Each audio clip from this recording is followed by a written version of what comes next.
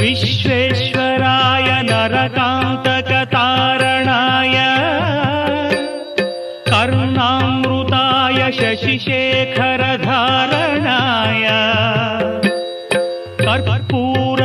कर्पूरकान्तिधवलाय जटाधराय दारिद्र्यदुःखदहनाय नमः शिवाय गौरीप्रियाय रजनीशकलाधराय